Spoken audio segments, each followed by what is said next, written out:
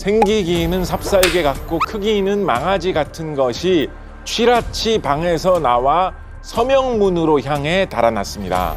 군사들이 또한 그것을 보았는데 충찬위청 모퉁이에서 큰 소리를 내며 서소위를 향하여 달려왔으므로 모두들 놀라 고함을 질렀다. 취라치 방에는 비린내가 풍기고 있었다. 한 명이 아닌 여럿이 한밤중에 짐승같이 생긴 것이 튀어나오는 장면을 목격한 것이죠. 이것이 튀어나온 취라치의 방에서 성전, 그러니까 비린내와 노린내가 났다. 그러니까 얼핏 뭔가 잘못 봤다. 이게 뭐야 하면서 웅성웅성하고 끝난 것이 아니라 실제로 그 자리에서 냄새가 난다라는 것을 나중에 확인을 했다라는 거예요. 여기서 취라치라는 말은 소라를 부는 그런 역할을 하는 병사를 말합니다. 소라를 분다는 게 무슨 말이지? 옛날에 이 트럼펫 이런 게 없을 때는 소라를 잘 이렇게 만들어가지고 이제 뿌 하는 이제 나팔 소리 같은 게 나거든요. 그거 담당 병사였던 거죠. 그런 사람이 항상 밤에도 궁중에서 머물고 있었는데 이 사람이 갑자기 가위에 눌린 것처럼 돼가지고 야 너무 무서워 라면서 일어나는 순간 뭔가가 막 튀어나왔다라는 거죠. 마치 이 사람의 악몽 속에 있던 그 괴물이 현실로 변해서 튀어나오는 것처럼.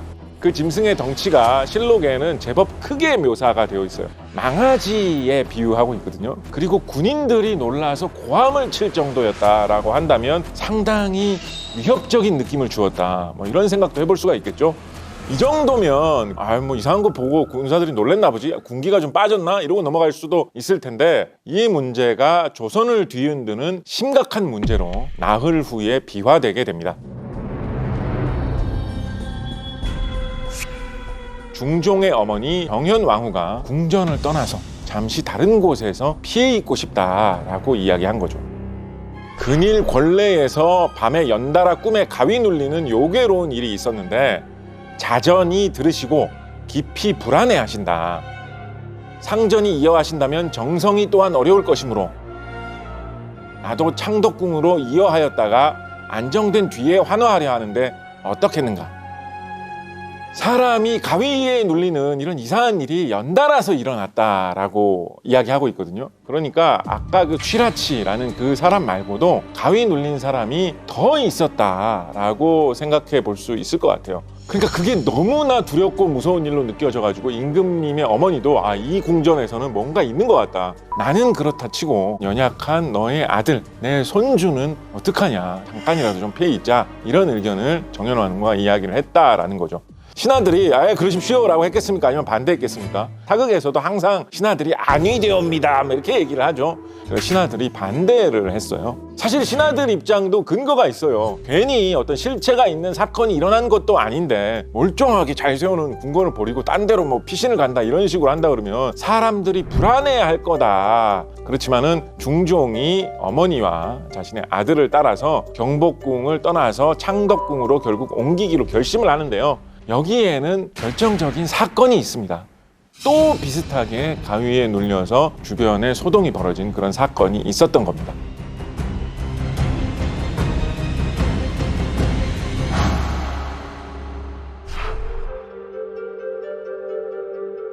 장례원 앞에서 어떤 사람이 꿈에 가위에 눌렸는데 동료가 불러 깨울 적에 깨우는 소리를 들은 다른 사람들이 경동함에 따라 장안이 일시 소동했다고 합니다. 궁중에서만 이런 이야기가 있었던 것이 아니라 서울 시내에 일반인들이 살고 있는 지역까지 퍼져나가고 있는 일이 발생을 했다라고 하는 거죠. 장례원이 어디냐? 주로 노비와 관련된 일을 맡아보는 관청이었는데 특히 조선시대 초기에는 노비의 숫자가 우리가 일반적으로 흔히 생각하는 그런 정도 수준을 초월하는 굉장히 많은 숫자로 있었거든요. 그렇기 때문에 이 장례원이라는 관청에서 일반인들이 오는 수많은 소송들이 벌어졌습니다. 저 사람이 내 노비니, 내 노비를 누가 훔쳐갔니, 저 사람이 사실은 노비인데 노비 아닌 척하니, 뭐 이런 온갖 소송들이 많이 벌어지는 곳이었기 때문에 많은 사람들이 드나드는 그런 곳이었거든요. 이런 곳에서 괴물 이야기와 비슷한 형태의 이야기가 여기를 단초로 해가지고 서울 시내 일반인들 사이에 소문들이 막 유포되었을 가능성을 생각해보게 하는 것이죠. 홍문관에서는 궁중에서 생긴 요괴스러운 일로 거처를 옮기는 것은 부당하다. 그리고 이런 소문을 낸 사람을 잡아서 처벌해야 된다 라는 주장을 임금님께 보고를 합니다. 그렇지만은 결국 중종의 마음을 돌리지는 못했고 26일에 중종과 정현왕후 등이 창덕궁으로 거처를 옮기게 됩니다. 어떻게 보면 그냥 한 사람이 가위 눌려서 악몽을 꾼 것, 정체불명의 이상한 게 뛰어다니는 모습이 목격된 것, 그 정도의 사건이었는데 점점 그 소문과 꿈 이야기가 현실로 퍼져나가면서 그 악몽이 현실적인 영향을 미치는 그런 사건이 돼버린 것이죠. 이 사건이 얼마나 공포스럽게 여겨졌는지 이 틈을 타서 도둑질을 한다거나 폭동을 일으키거나 사기를 친다거나 이런 혼란이 벌어질 수도 있으니까 군령을 철저히 해가지고 요괴로운 일을 보더라도 떠드는 일이 없도록 하라라고 임금님이 명령도 내릴 그런 지경에 이르게 됩니다. 이런 비슷한 일에 대해서 뭐 소문 낸 사람, 비명 지른 사람, 나도 괴물 본 것 같아 이런 거 한 사람들 다 군사들한테 막 잡혀가고 감옥에 갇히고 이런 일들이 막 발생하니까 이것도 이 사건이 너무 커지는 것 같은데 이런 생각이 들어가지고 중종이 나중에는 오히려 적당한 수준에 좀 그쳐야 되겠다라는 이런 지시도 나올 정도로 상당히 좀 혼란이 길게 그리고 또 심하게 이어졌습니다. 물괴 때문에 한나라의 임금이 궁전을 떠난다. 이거는 그래도 좀 너무 과하지 않는가? 이런 생각을 하시는 분들이 많지 않을까 싶은데요. 정황을 보면 그럴만도 하다 싶은 것이 1527년 음력 6월에는 궁중 물괴 사건뿐만 아니라 조선을 공포에 떨게 한 이상한 사건들이 유독 비일비재했습니다. 중종 22년 6월 1일 밤에 우박이 내렸다. 6월 2일 근래의 재변은 전고에 없던 일로 한여름에 우박이 내리는데 팔도가 모두 그러하며 근일 서울에도 우박이 내렸습니다.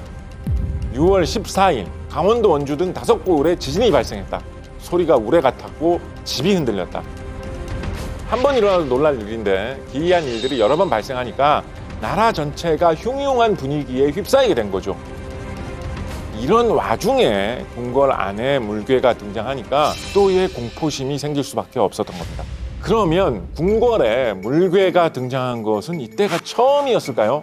그랬다면 이 정도로 두려움에 떨지는 않았을 겁니다. 야, 뭐 꿈꾼 거 같고 그래 이러고 넘어갔을 수도 있었을 텐데 전에도 물괴가 등장을 했었던 일이 있었기 때문에 더 놀란 것 아닐까.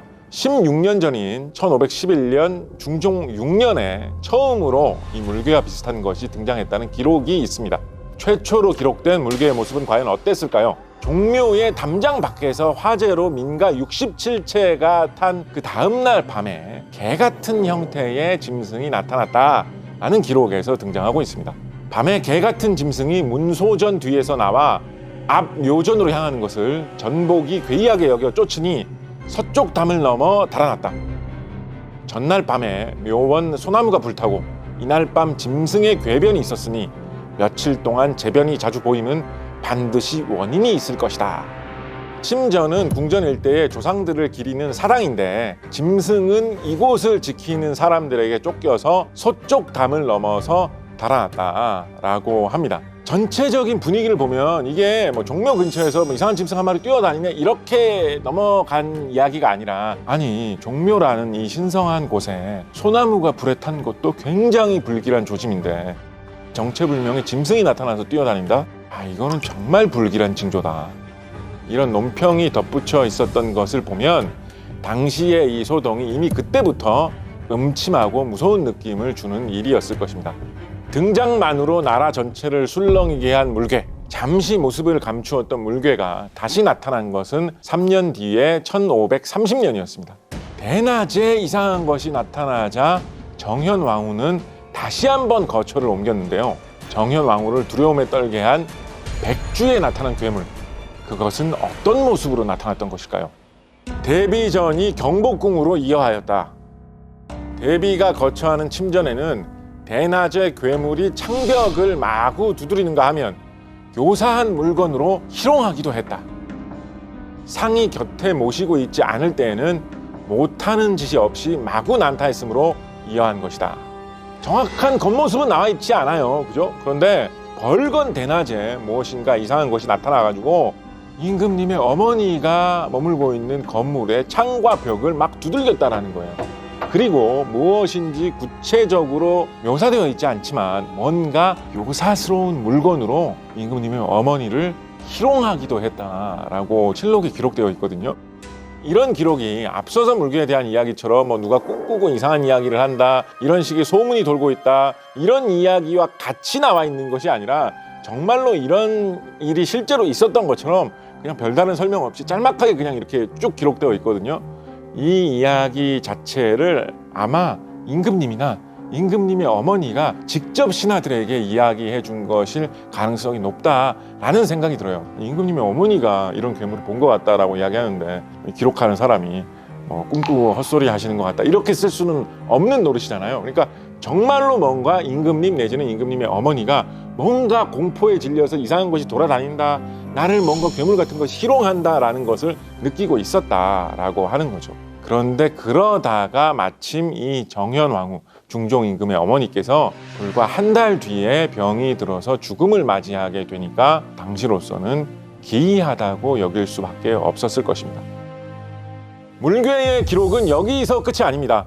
2년 뒤 조선왕조실록을 보면 물괴에 대한 마지막 기록이 하나 더 남아 있습니다. 이 기록을 보면 지금까지 나타났던 모습과는 또 조금 다른 형태의 물괴가 등장합니다. 과연 어떤 모습일까요?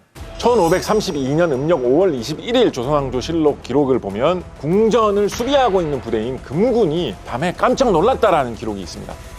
어떤 자가 망령된 말로 말같이 생긴 괴물이 나타나 이리저리 치닫는다고 하자 금군들이 놀래어 소리치면서 소동을 피웠다. 아까 그 임금님이나 임금님 어머니 쪽에서 나온 거하고는 톤이 좀 다르죠, 그죠? 말처럼 생긴 괴물이 나타나 이리저리 날뛴다라는 소문이 돌았는데 누가 망령된 말을 했다라고 잘라서 이야기를 하고 있습니다. 그렇지만은 궁전에서 임금님을 수리해야 될 목적을 갖고 있는 정예 부대라고 할 수 있는 금군이 놀라서 소리치고 소동을 피웠다라고 하는 것을 보면 이 괴물에 대해서 여전히 많은 사람들이 큰 공포를 갖고 있었다라고 볼 수 있겠죠. 조선의 모든 것이라고 할 수 있는 임금님이 조선의 중심이자 상징인 경복궁을 떠나버리게 만든 물괴. 과연 이것의 정체는 무엇이었을까요?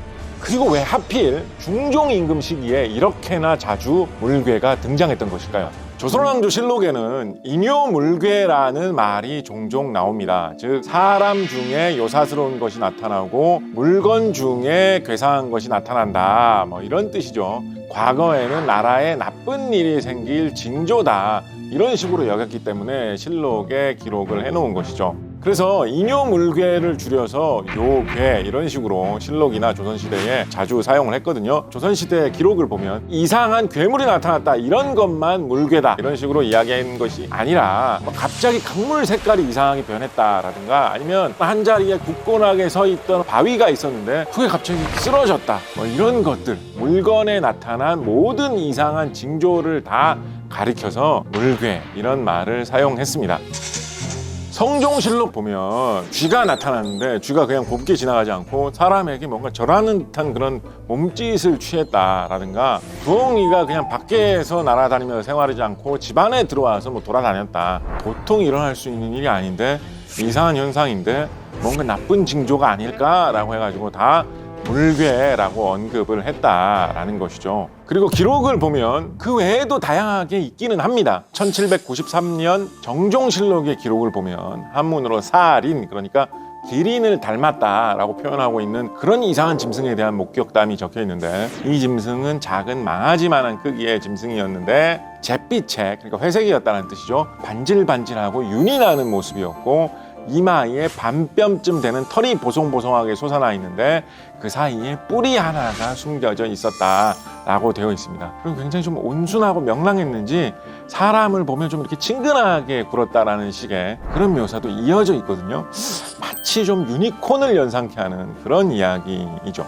그리고 조선 후기의 이야기책인 천예록을 보면 귀신 같은 개라는 뜻으로 귀구라고 쓰고 있는 또 이상한 짐승이 나와 있는데요. 이 짐승은 붉은색과 검은색의 알록달록한 무늬가 있는 개의 형상을 하고 있는데 눈이 빨갛고 밤에 나타나는데 두 마리가 쌍으로 다니는 것으로 묘사되어 있습니다. 가만히 꼼짝 않고 있으면서 위험 있게 무엇인가를 지키는 듯이 있는 그런 형상을 하고 있고요. 사라질 때쯤이 되어서야 갑자기 움직이고 소리를 지른다라는 식으로 묘사되어 있습니다. 그런데 물괴라는 말은 특히 중종시대에 언급이 무척 잦습니다. 그 횟수가 19번이나 되어서 가장 많죠.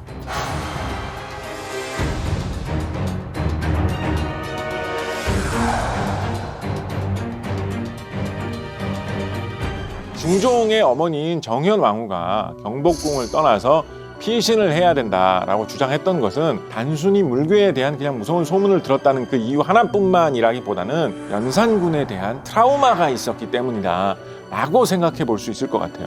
정현왕후는 연산군이 쫓겨날 때는 중종이 임금의 자리에 오르는 것이 정당하다라고 동의해 준 인물이기도 하거든요. 그렇다면 중종 반정에서 가장 핵심적인 역할을 한 주요 인물 중에 한 사람이다라고 할 수 있는 사람이 바로 중종의 어머니 정현왕후죠. 정현왕후는 이런 일이 일어났던 이 궁전에 대해서 어떤 공포심이 분명히 있었을 거예요. 생각해 보자면 또 누가 세상을 엎어가지고 임금님을 바꾼다라고 하면서 자신의 아들인 중종에게, 손주에게 닥칠지도 모른다라는 그런 무서운 일이 생길 수 있지 않을까라는 그런 느낌 받았을 수 있지 않겠냐 싶다는 이야기입니다. 게다가 1519년에 기묘사화가 터지면서 여러 조정 대신들과 선비들이 때로 처형당하는 일이 발생을 했었습니다. 그 후에 물괴 사건이 본격적으로 터진 1527년 무렵이면 이 원한을 갚아야 되겠다, 복수를 해야 되겠다라는 사람들이 곳곳에 있었을 것입니다. 결정적으로 1527년 초에 악명 높은 작서의 변이라는 저주 사건이 궁중에 발생합니다. 이 사건은 중종 임금의 후계자로 정해져 있는 아들의 침소에 있던 은행나무에 사지와 꼬리가 달린 쥐를 입과 귀, 눈을 불로 지진 상태로 만들어서 걸어놓은 그런 저주 행위를 했던 사건이죠. 분명히 뭔가 나쁜 의도로 임금의 아들을 누가 저주해서 해치려고 이런 사건을 했다라고 해가지고 이거를 조사한다고 정말 수많은 궁녀들이 고문을 당했고 중종의 후궁인 경빈 박씨와 그 아들 복성군이 궁전에서 쫓겨나가게 됩니다.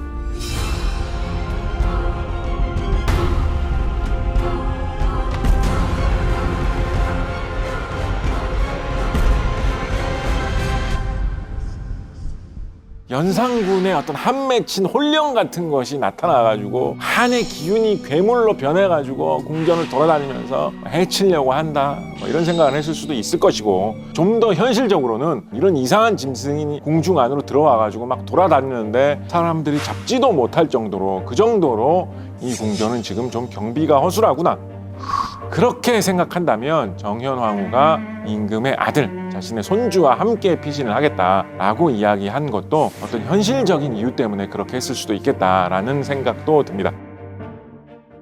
그렇다면 물괴가 실존했다면 과연 그것은 어디에서 왔을까요? 지금부터 그 실체를 파헤쳐 보겠습니다. 물괴의 실체에 대해서 생각을 해볼 때 한 가지 생각해 볼 수 있는 좀 재미있는 추리는 연산군이 임금일 때 키웠던 어떤 기이한 짐승이 남아 있었다가 그것이 긴 세월이 지나서 중종 시기에 튀어나와서 돌아다니는 것이 뒤늦게 목격된 것 아니냐라는 생각입니다. 물괴 이거 소재로 영화가 개봉이 됐었잖아요. 공교롭게도 그 영화에서도 같은 추리를 가지고 영화를 꾸몄더라고요. 그래서 이게 사람들이 비슷하게 할 만한 생각이구나, 저는 영화를 보고 그런 생각이 들었습니다. 실제로 연산군이 이상한 짐승을 잡아서 궁전 안에서 기르기를 좋아했던 것은 명백한 사실입니다. 조선왕조실록 연산군 일기 연산 3년 음력 3월 1일 기록을 보면 연산군이 후원에서 궁중 뒤뜰이죠, 여우를 구경했다라는 기록이 있고요. 같은 해 음력 5월 23일 기록을 보면 연산군이 뒤뜰에 짐승을 놓아두고 말을 달리면서 사냥을 했다라는 기록이 있습니다. 연산 5년 음력 10월 30일 기록을 보면 약에 쓸 살아있는 수달을 잡아들여라 라는 명령을 했다라는 기록도 있고요. 연산 10년 음력 11월 11일 기록을 보면 여우, 토끼, 날담비 등을 잡는 그물 105벌을 미리 준비하게 하라 라고 명령했다라는 기록이 있습니다. 그러면서 뭐라고 설명되어 있냐면 모든 진기한 새와 기이한 짐승을 사방에 잡아 바치도록 독촉하고 산이나 바다에서는 기괴한 족속을 세장이나 우리에 메고 길을 이었으며 무사들을 파견하여 범, 표범, 곰, 말곰 등속을 산채로 잡아다 후원에 가두어 놓고 혹은 고기를 먹이며 구경하기도 하고 혹은 친히 쏘아 죽이는 것을 낙으로 삼았으며 돼지, 노루 같은 유는 산속에 놓아두고 준말을 타고 달리며 쫓아 비탈과 골짜기의 밀림 속을 드나들기를 조금도 차질이 없이 했다라는 그런 이야기들이 나와 있습니다. 연산군이 궁전 정원에 여우를 풀어놓고 기르면서 구경한다라는 소문이 돌았을 때 그게 아니라 내가 여우 사냥을 하려고 준비를 하는 것뿐이다 라는 식으로 핑계를 댔다라고 해요. 왜냐하면 사냥을 한다는 행동은 군사훈련이나 국방을 위해서 한다 이런 식으로 핑계를 댈 수가 있으니까요. 사실은 그냥 여우를 키우고 기르려고 하려는 행동이 맞았던 거예요. 뒤에 상황을 보면. 나중에는 본격적으로 이런 일의 규모가 커져가지고 호랑이, 표범, 곰, 말곰 같은 사나운 짐승들을 궁전에서 길렀고 멧돼지, 노루 같은 그런 짐승들은 산에서 두고 풀어놓고 이제 사냥용으로 길렀다라는 식으로 서술되어 있는 거죠. 궁전에서 매를 기르면서 매 사냥을 하는 부서를 응방이라고 했고 좌패와 우패라는 두 개의 부서로 연산군은 나눠가지고 운영을 하면서 그 두 부서에서 기르는 매와 개의 숫자가 몇 만 마리에 이르렀다라고 실록에 기록되어 있습니다. 그러니까 연산군 시기에는 궁전에 어떤 거대한 동물원 같은 게 꾸며져 있었던 시기였던 거예요. 그렇다면 이렇게 사냥을 좋아하고 이상한 짐승을 좋아했던 연산군이라면 사냥개 같은 용도로 사용하던 개를 아주 크고 사납고 희귀한 그런 품종으로 육성을 해가지고 몇 마리 좀 길렀을 수도 있지 않았겠습니까? 이상한 큰 개가 궁중을 돌아다니다가 목격되었다라고 한다면 물괴로 착각되었을 수도 있겠죠. 그런데 최근에 또 하나의 가설이 있을 수 있다라고 생각하게 되었습니다. 정체 모를 짐승이 최초로 등장한 기록으로 돌아가가지고 차근차근 상황을 살펴보면 1511년 음력 5월 9일 화재 사건하고 같이 언급이 되어 있거든요. 소나무가 탄 것도 불길한 징조인데 이상한 짐승이 나타났으니까 더 불길하다는 식으로 실록의 기록이 남아 있었잖아요. 실제로 그 전날짜 기록을 보면 종묘의 담장 밖에서 불이 나가지고 근처의 민가 67채가 탔다라고 기록되어 있습니다. 집이 60채, 70채 가까이 탔다라는 것은 작은 불이 아니잖아요. 동시에 그 화재 때문에 갈 곳을 잃은 개나 고양이나 소나 말이나 그런 가축이 연기와 불길을 피해서 도망 다니다가 어쩌면 종묘 안쪽까지 들어가가지고 그 다음 날 우연히 발견된 것은 아닐까요?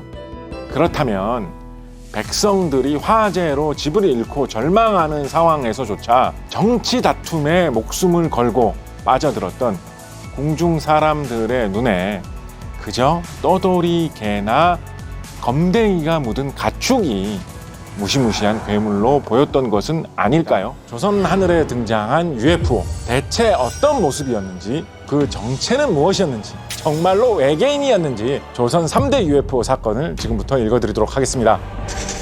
중종 시기에 갖가지 이상한 사건이 좀 많이 실록에 기록되어 있는 편입니다. 아니나 다를까 UFO로 보이는 형체도 기록되어 있습니다. 특히 중종 14년에서 중종 15년 사이에 집중적으로 기록이 좀 보이는 편인데요.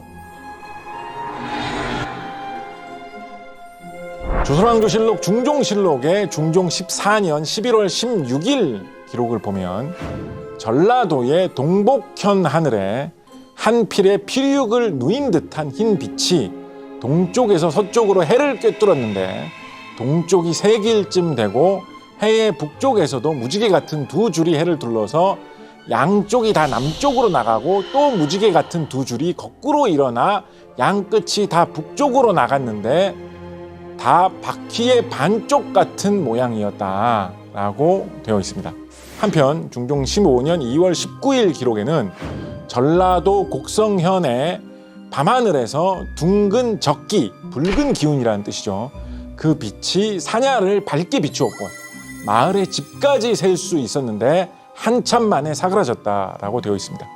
중종 15년 2월 20일에는 동쪽 하늘에 거위 알과 같이 생긴 물건이 달과 함께 앞서거니 뒤서거니 하면서 있었다라고 되어 있고, 중종 15년 3월 24일 기록에는 과연 남방에 붉은 기운이 하늘에 떠 있는데 마치 횃불과 같이 꺼지는 듯 하다가 타오르고 타오르는 듯 하다가 꺼지는 듯 하였으며, 혹 남쪽인 듯 했다가 동쪽이며 앞쪽으로 나오는 듯 하다가 뒤로 물러나 일정함이 없어서 지극히 놀라웠습니다 라고 이야기를 하고 있습니다. 현대의 UFO 관련된 그런 목격담, 그런 이야기들을 보면 흔히 나오는 이야기가 하늘에서 어떤 빛이 나타나서 움직였는데, 우리가 알고 있는 뭐 비행기의 움직임이나 이런 것으로는 상상할 수 없는 희한한 움직임으로 왔다 갔다 했다. 그러므로 이것은 사람이 만든 과학기술로 만든 것이 아니다 라는 식의 이야기들이 아주 단골로 등장하거든요. 그런데 조선시대 중종 시기의 기록을 봐도 하늘에 나타난 이상한 빛을 뿜는 형체가 왔다 갔다 하면서 이상하게 움직였다라는 점을 강조하고 있죠. 그래서 중종이 신하들에게 말하기를 근래에 지진, 해와 달, 별의 재변이 그칠 줄 모르고 연이어 일어났는데 지금 또 이와 같은 변이 있으니 내가 매우 두렵다 라고 이야기하기도 했습니다.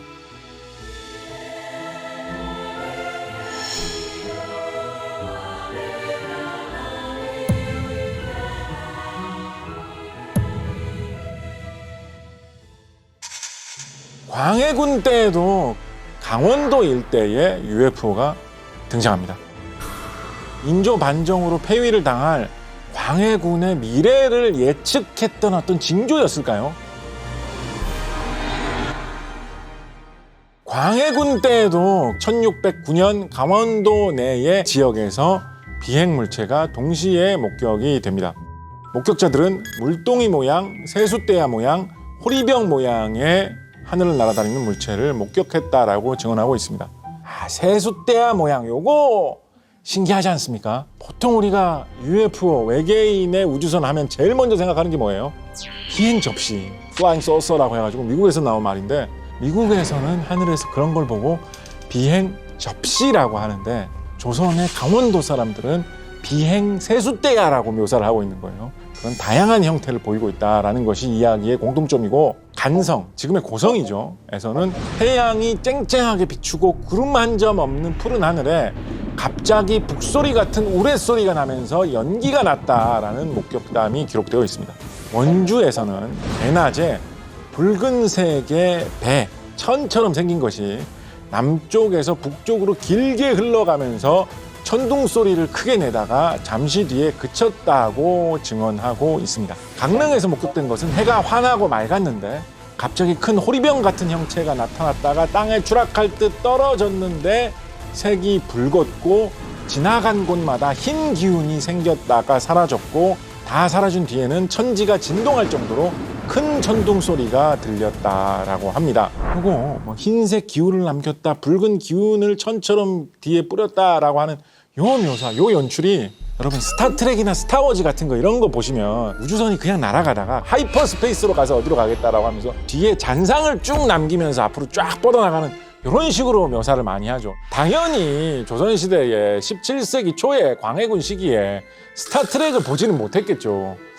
뭘 보고 이런 이야기를 했을까? 정말 신비롭다는 그런 생각이 듭니다. 그 전지현 배우님 나오시는, 김수현 배우님 그 드라마 연속극 있었잖아요. 요 광해군 시기에 요 기록에서 아이디어를 얻어가지고 외계인이 UFO를 타고 광해군 시기에 불시착을 했는데 돌아갈 방법을 찾지 못해가지고 현대까지 살다가 그런 식의 이야기로 탄생되기도 했죠. 어떻게 보면 허무맹랑한 소문이다라고 하면서 지나칠 수도 있는 현상이지만, 실록에 실려있는 이 묘사는 눈앞에서 보는 것처럼 생생하게 기술되어 있죠. 그리고 조정에서도 이를 무시하지 않고 조정에 이 보고서를 올린 이형욱을 1년 뒤에 광해군은 승지, 그러니까 임금님의 비서죠, 또 부르기도 했는데, 그래서 적어도 이 사람이 허황된 소리 하는 사람은 아니다 라는 식으로 진지하게 대했다라는 사실도 짐작해 볼 수 있습니다. 조선 3대 UFO 사건의 마지막은 숙종대에 발견된 사건입니다. 바로 사극으로 너무나도 친숙한 장희빈이 사약을 받고 세상을 떠난 지 일주일 정도가 흐른 시점에서 전국 각지에서 UFO가 발견된 것입니다. 이때 나타난 UFO는 어떤 모습일지, 그리고 그것이 어떤 징조라고 생각했는지 지금 바로 읽어드리도록 하겠습니다. 조선왕조실록 숙종실록의 27년 10월 18일 기록을 보면 해가 질 때 영두성이 하늘 가운데에서 나와 손방으로 들어갔는데 모양은 분미와 같았으며 길이는 10여 자나 되어 반룡의 형상과 같았다. 소리가 나고 색은 흰색이었는데 조금 있다가 사라졌다. 아마도 서울 궁중에서 본 목격담인 것 같아요. 뭔가 별 비슷한 그런 형체가 나타나가지고 사라지는 것 같은데 보통 별 같지가 않고 왠지 용의 형상과 같았다라는 그런 식의 이야기죠. 그리고 길이도 굉장히 길었다라고 되어 있습니다. 이 시기에 부산에서 목격된 내용도 기록이 되어 있는데 하늘에서 빛나는 거대한 빛덩어리가 희고 붉게 빛나면서 북서쪽에서 남동쪽으로 이동했다라고 되어 있어요. 그리고 그른 모양처럼 생기기도 하고 또 노을거리면서 길게 뻗치는 것이 천 모양 같았다라고 되어 있기도 하고, 그리고 거기서 어떤 용 같은 그런 형체도 보였다라고 되어 있습니다.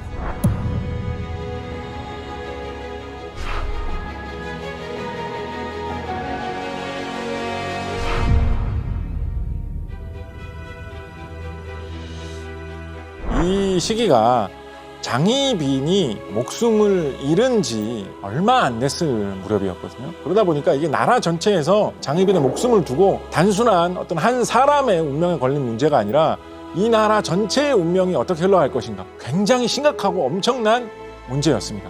그렇게 하다 보니까 장희빈을 죽게 한 것은 정치적으로 나라의 운명에 큰 징조인 것은 아닐까라고 조선시대 사람들이 생각을 했기 때문에 이런 내용이 진지하게 실록에 기록된 것이다 라고 저는 좀 짐작을 해봐요.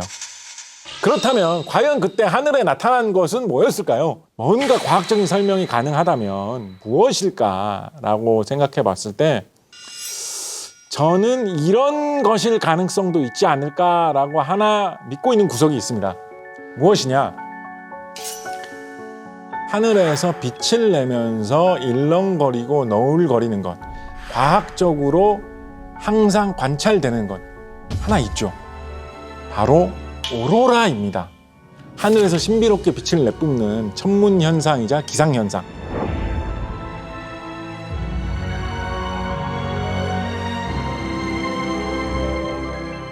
그러니까 만약에 조선시대에 평소에는 굉장히 보기도 힘든 그런 오로라가 나타난다면 불길한 현상, 이상한 현상, 괴물 같은 현상으로 사람들에게 비춰가지고 이런 식의 기록을 남겼을 수도 있겠다라고 생각을 해볼 수도 있겠죠. 그래도 무슨 한국에서 한반도에서 무슨 오로라가 나타나나 그런 거 한 번도 못 봤는데 북극에서 나타나는 거 아니냐? 그 부분이 사실 허점이었죠. 그죠? 아무리 그래도 그렇지 어떻게 한국에서 오로라가 나타나. 그런데 경북 영천에 있는 보현산 천문대에서 2003년 어느 날 3시 30분경에 한국 최초로 공식적으로 오로라가 촬영된 적이 있었거든요. 그때 당시에 육안으로 보일 정도는 아니었다라고 합니다. 그렇지만은 한반도에도 오로라가 드리울 수는 있다라는 사실이 2003년 21세기에 들어서 과학적으로 검증이 된 거죠. 그리고 결정적으로 이때 촬영된 오로라의 색깔이 무슨 색깔이었냐? 바로 붉은 색깔이었다라는 거죠. 우리 보통 오로라 하면 초록 색깔 오로라 많이 상상합니다. 그런 게 사진에도 많이 찍혀 나오고. 그런데 한반도에 자주 관찰되지 않는 한반도의 오로라는 붉은색으로 관찰된 사례가 21세기 과학으로도 확증이 되어 있는 이만큼 지금으로부터 수백 년 전에 숙종 시대에 우연히 어느 날 저녁에 조금 더 선명하게 육안으로 보일 법한 오로라가 화려한 자태를 드러냈다라고 한다면 그것은 어떤 그런 괴물 같은 모습으로 사람들이 목격을 했을 수도 있겠다라고 추측해 봅니다.